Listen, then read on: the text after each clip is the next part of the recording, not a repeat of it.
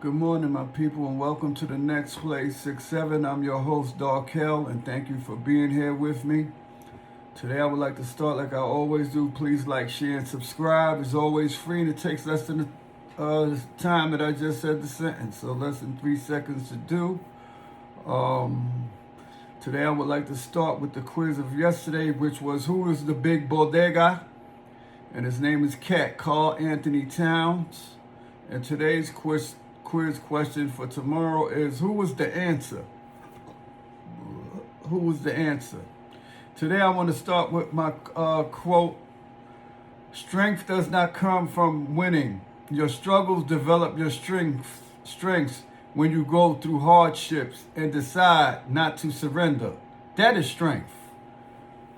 Because a lot of times, like I said it one time in my one of my videos, that sometimes in life you go through things and you be wanting to give up. And sometimes you got to understand, man, sometimes it's not even, it takes some people longer to be successful in whatever the endeavor is.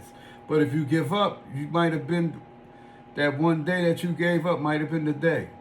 It's just like I tell people, when you ask people for something, and you're trying to do like a nonprofit business or something, and it's, you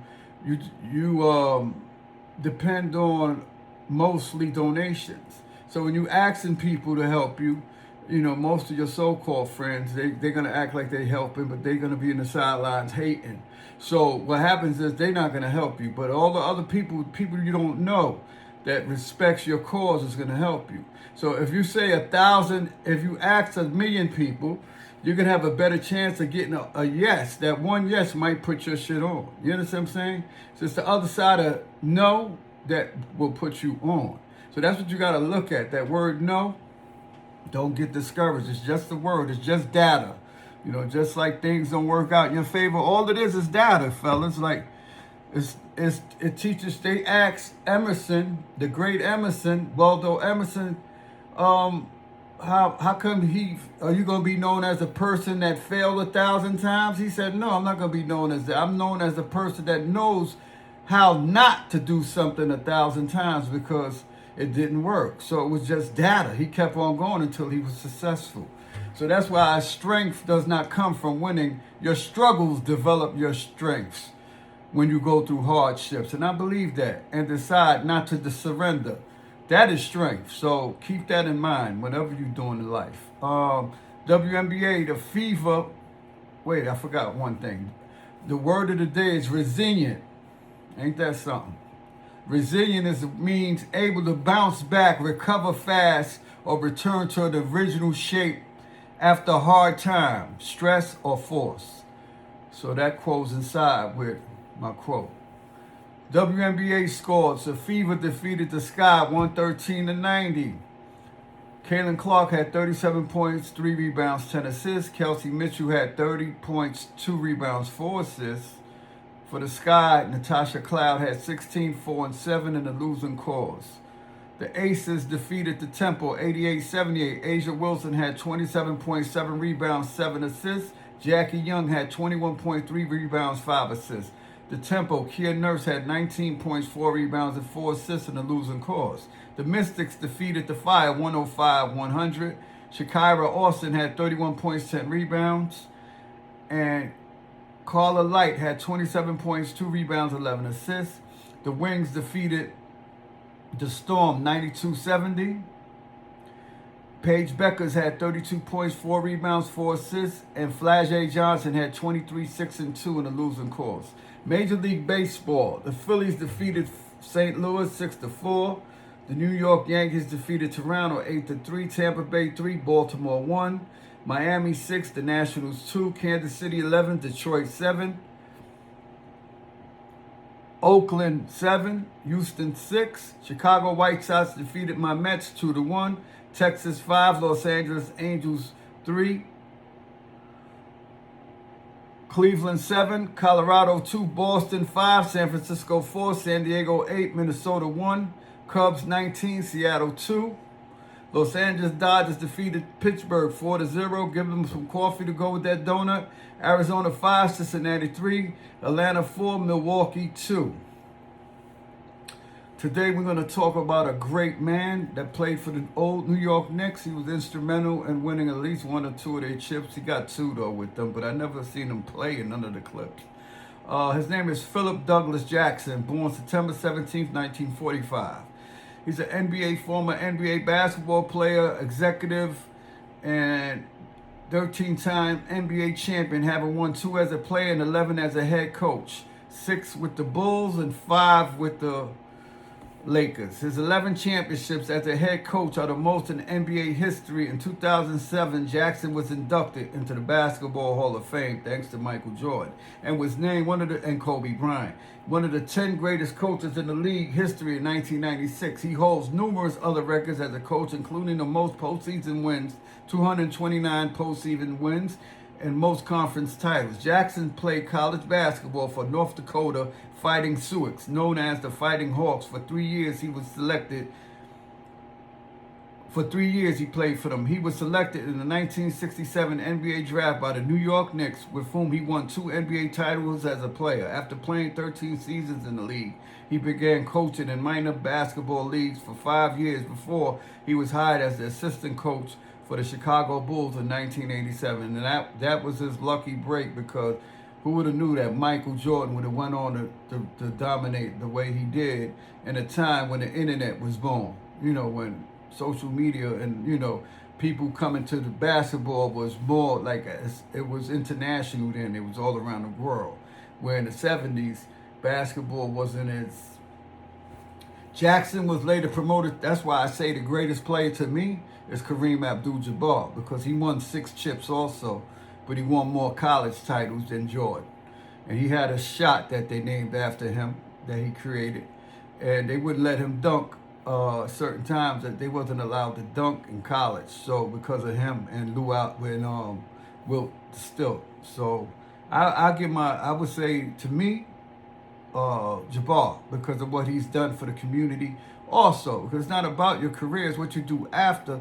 And I ain't see Jordan do shit. He probably gives money to some of them causes for tax purposes, but as far as a great human being, I don't know, because Jordan so too much killing in Chicago, and he never stepped forward to say shit about that. He never, and they love him. He's a god in Chicago, and he's never, I don't know. He could have done more with his power. But anyway, Jackson is known for his use of Tex Winter's triangle offense, as well as his holistic approach to coaching that was influenced by Eastern philosophy, garnering him the nickname Zen Master.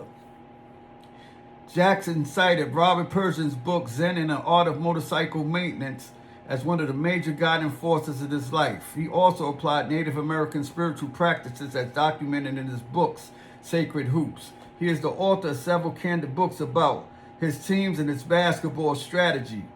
Jackson attended high school in Williston, North Dakota, where he played varsity basketball, led the team to state title. He also played football, was a pitcher on the baseball team, and threw the discus in track and field competitions. The high school now has a sports complex named after him. His brother Chuck speculated years later that three of Jackson's sons threw themselves passionately into athletics. It was the only time they were allowed to do what other children were doing. Jackson attracted the attention of several baseball scouts. Their notes found their way to future NBA coach Bill Fitch, who had previously coached baseball and had been doing some scouting for the Milwaukee Braves. Fitch took over as head as a basketball coach at the University of North Dakota in the spring of 1962 during Jackson's junior year of high school. Bill Fitch successfully recruited Jackson to the University of North Dakota, where he was a member of the Sigma Alpha Epsilon fraternity. Jackson did well there, helping the Fighting Sioux to 3rd and 4th place finishes in the NCAA Division II tournament in the sophomore and junior years in 1965 and 66. Both years they were beaten by the Southern Illinois Salukis. Jackson's future teammate, Walt Frazier, was the Salukis' biggest star.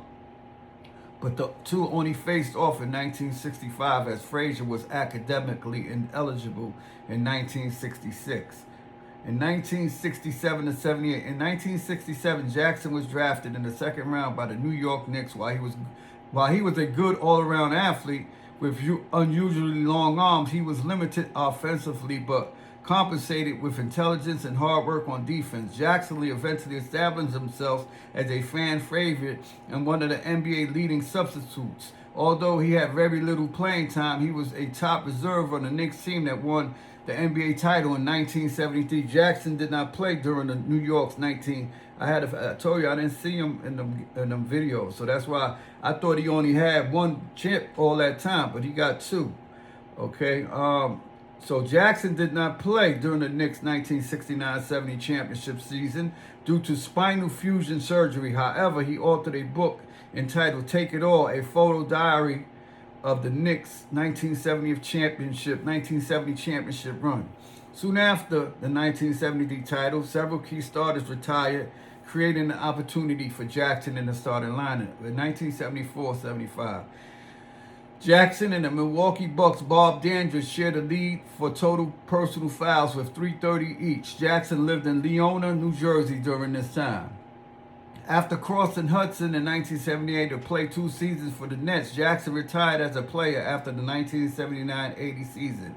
CBA in Puerto Rico, 1983 to 87. In the years following the end of his playing career, Jackson began his head coaching career in the Continental Basketball Association and the Puerto Rico's Baloncesto Superior Nacional. After his playing retirement, Jackson moved to his summer home near Glacier National Park in Montana. He was slated to lead the basketball program at nearby Flathead Valley Community College, but it was dissolved due to a lack of funds. On January 26, 1983, Jackson was appointed as head coach for the Albany Patroons of the CBA. He replaced Dean Meminger, his former teammate on the Knicks. Jackson decided to coach in the CBA over college basketball because he considered a better preparation for coaching in the NBA. Jackson won his first coaching championship with the Patriots, leading them to their first title in 1984. He was named the CBA Coach of the Year in 1985. In Puerto Rico, he coached the Piratas de Cubradilas from 1984 to 87 and the Galitos de Isabela from 1984 to 1986. He regularly sought NBA jobs but was turned down. Jackson had acquired a reputation for being sympathetic to counterculture during his playing years, which may have scared off potential NBA employers. On October 10th, 1987, Jackson was hired as assistant coach by Chicago Bulls under Doug Collins. He was promoted to head coach after Collins was fired in 1989. It was around this time that he met Tex Winter and became a devotee of Winter's triangle offense.